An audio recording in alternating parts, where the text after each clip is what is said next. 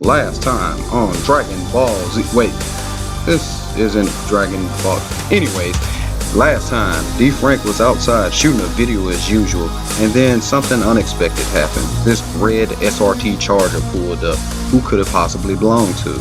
It belonged to a good friend of his, Jason, and they gave the backstory of how they met and how their passion of cars burned deep inside of them. But an interesting statement came up. What could he possibly meant about the wife swap? And why does D. Frank have that weird look in his eye that stands still? We'll find out today on... Yeah, you already know.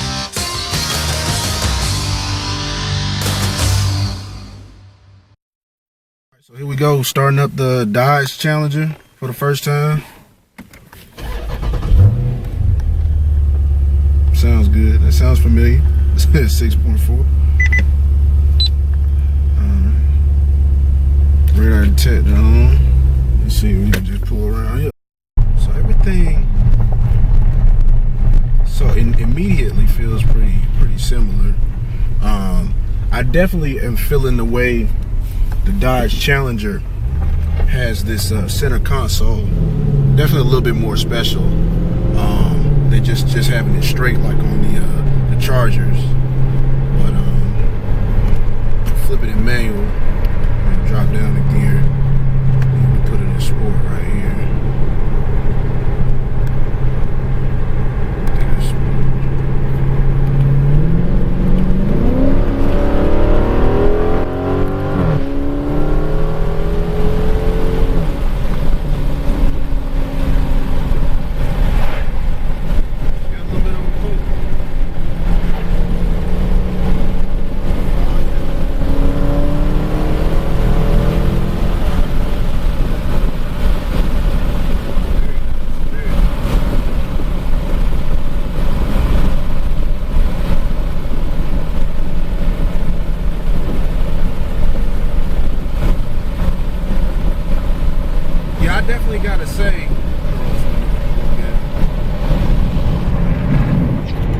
I definitely got to say, sitting in the Challenger, you feel a lot more.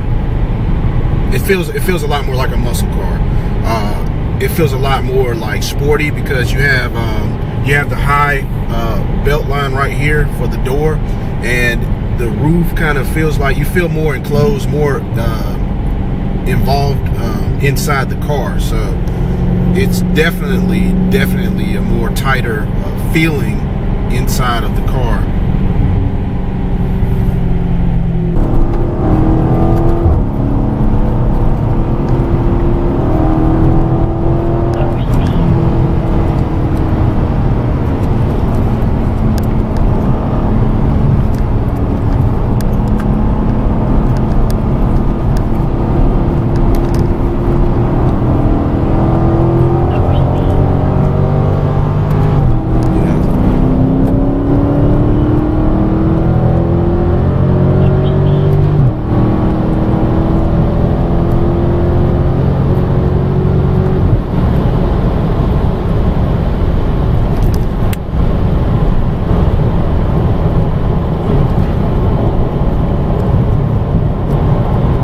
Definitely feels very responsive.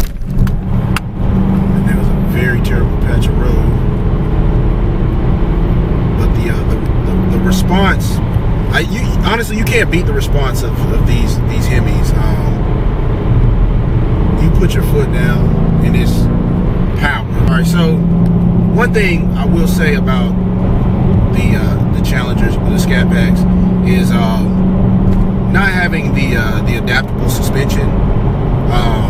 Going over, this is kind of a rough.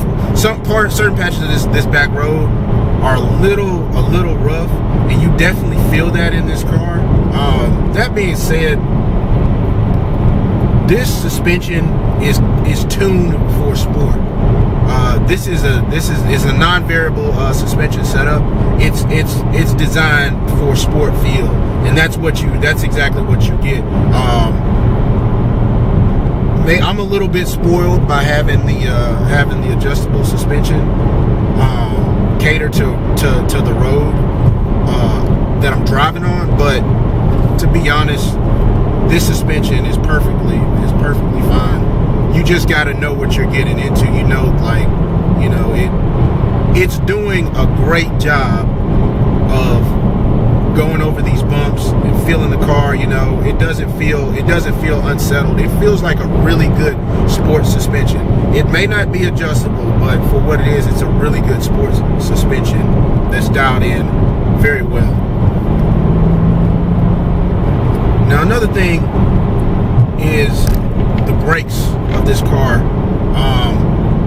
You don't quite get the 6-piston bite, but they are still Brembos. They're 4-piston Brembos, and I feel like they do an adequate job of hauling this vehicle down. Like, let's see, you can.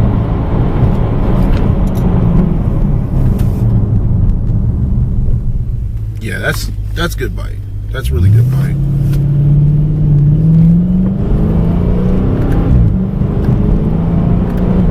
No difference. I don't notice as far as the transmission is concerned. The transmission feels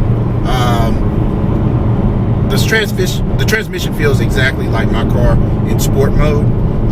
As far as the shift timing, as far as the shift feel, it's very, very, very comparable. You can hit this, go down, and it just bangs out through the gears. I love that. Very nice suspension. I mean, overall, I feel like the ScatPacks are basically the SRTs in sport mode. That's to make a long story short, the ScatPacks are basically an all-the-time sport mode SRT 392. With the SRT 392, you do have some play, you have some comfort,